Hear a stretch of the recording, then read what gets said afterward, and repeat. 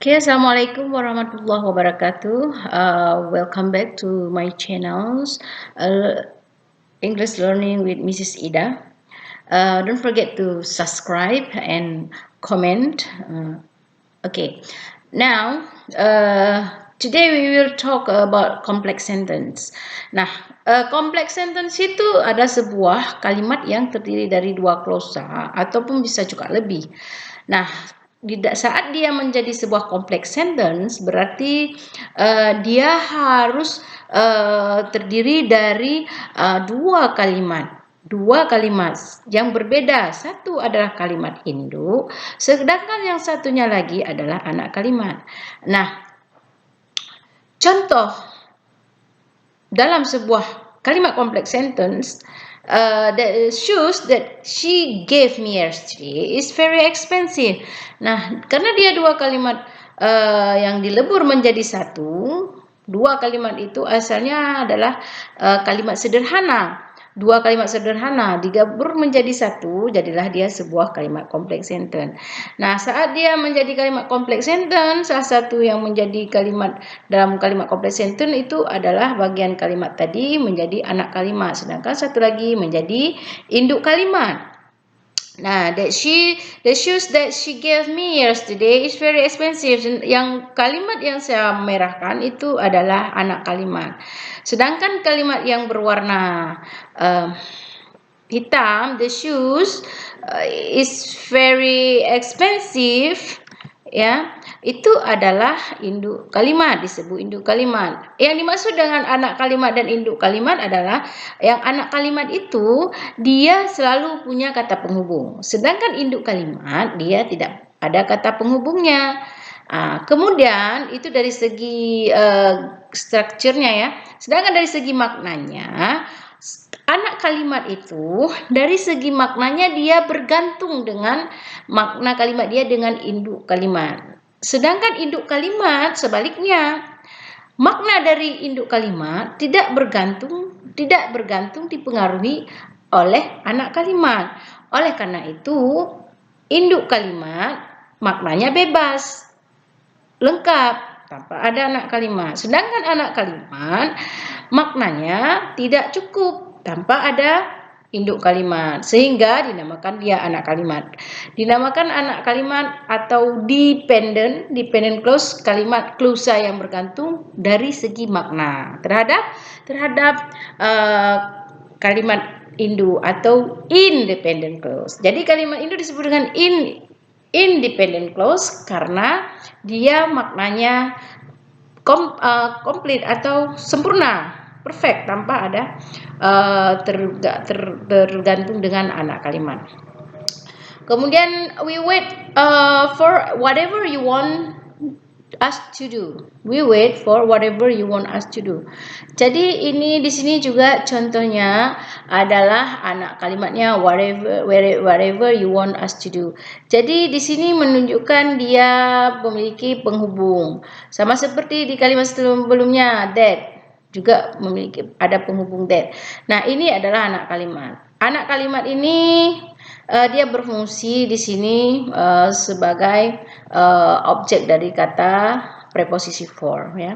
Jadi intinya ini adalah dua kalimat yang berfungsi, salah satunya sebagai kalimat utama atau induk, sedangkan yang punya penghubung adalah anak kalimat. Kemudian whether you like it or not does not make her down. Ini yang menjadi anak kalimat ini adalah whether you like it or not. Kemudian she has known what you will do for her. Di sini juga yang menjadi anak kalimat adalah what you will do for her. Kenapa semua yang jadi anak kalimat itu harus ada penghubungnya? Beda dengan penghubung di kalimat compound sentence. Compound sentence penghubungnya hanya terbatas dari seperti contoh misalnya or, but, and, yet, ya. Ya terbatas saja di situ. Sedangkan untuk complex sentence ini dia tidak menggunakan penghubung di kalimat compound sentence, ya. Oke. Adjective clause dan non clause. Nah, jadi complex sentence itu terdiri dari dua kalimat. Terdiri dari dua kalimat sederhana yang digabung, dilebur menjadi satu kalimat penuh. Nah, yang dua kalimat tadi yang dilebur itu harus salah satunya berfungsi sebagai anak kalimat dan satu lagi berfungsi sebagai induk kalimat. Nah, untuk induk kalimat dia tetap namanya induk kalimat. Sedangkan untuk anak kalimat dia bisa memiliki dua fungsi. Yang satu fungsinya menggantikan kata adjektif dan satu lagi fungsinya menggantikan kata noun. Nah, karena dia fungsinya menggantikan kata adjektif, makanya anak kalimat itu bagian dari kalimat sederhana tadi disebut dengan adjective clause. Kalau fungsinya anak kalimat itu menggantikan sebuah kata benda, berarti dia disebut dengan noun clause ya. Jadi adjective clause adalah klausa yang menggantikan fungsi sebuah kata adjektif. Noun clause klausa yang menggantikan fungsi sebuah kata benda. Nah, perhatikan dulu adjective clause. Kita bahas tentang adjective clause. Seperti saya bilang tadi, sebuah kalimat kompleks atau kompleks sentence terdiri dari dua kalimat sederhana, kemudian dilebur menjadi satu kalimat kompleks sentence namanya. Nah, bagian-bagian dua kalimat yang dilebur tadi atau bisa juga lebih dari dua kalimat, ya. Jadi di sini saya ambil contohnya dua kalimat saja. Dilebur menjadi satu kalimat kompleks sentence, ya. Nah, dan salah satunya itu berfungsi sebagai anak kalimat. Di sini fungsi anak kalimat disebut bagian atau disebut dengan adjective clause, berfungsi sebagai adjektif, menggantikan kata adjektif ya. Jadi ini dua bagian kalimat sederhana ini dilebur menjadi satu kalimat kompleks sentence ya. Jadi dia bagian-bagian dari kalimat sederhana disebut dengan klausa. Sewaktu dia berlebur dalam satu kompleks sentence, kalimat kompleks sentence disebut dengan klausa. Klausa. Ini dari kalimat pertama, the chair is broken. Ini satu klausa. You bought a chair yesterday. Ini menjadi satu klausa. Jadi ada dua klausa. Ada dua klausa dalam satu kalimat. Atau ada dua bagian kalimat dalam sebuah kalimat kompleks sentence. Bagian-bagian kalimat yang berasal dari dua kalimat ini tadi. Nah, karena dia kompleks sentence, salah satunya harus menjadi anak kalimat. Anak kalimat ingat dia harus ada penghubungnya, ya kan? Nah, karena dia fungsi dari klausa anak atau disebut dengan dependent clause, ya, fungsi dia di sini berfungsi sebagai klausa menjelaskan kata benda atau dengan kata lain berfungsi sebagai menggantikan sebuah kata adjektif. Nah, di saat dia berfungsi sebagai sebuah kata adjektif, klausa jadi klausa anak atau kalimat anak ini disebut dengan adjective clause. Ya, di sini dia menjelaskan sebuah benda yang itu chair. Kebetulan benda chair ini fungsinya sebagai subjek dari sebuah induk kalimat, yaitu induk kalimatnya the chair is broken. Nah, perhatikan ke sini.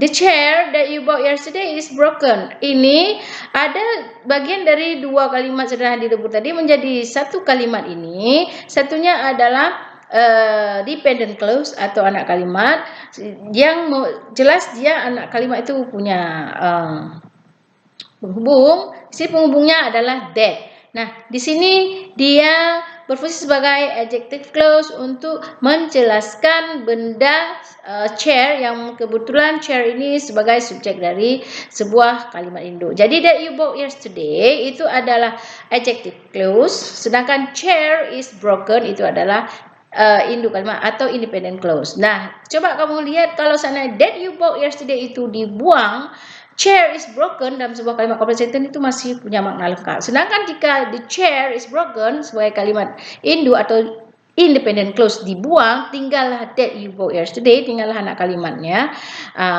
yang di sini berfungsi untuk menjelaskan chair. Tidak ada lagi maknanya, tidak lengkap lagi maknanya. Yang that you bought yesterday itu apa tidak jelas. Kenapa? Karena jika ini dibuang, kalimat induknya dibuang, dia maknanya tidak lagi sempurna. Artinya dia bergantung maknanya ke induk kalimat. Oke.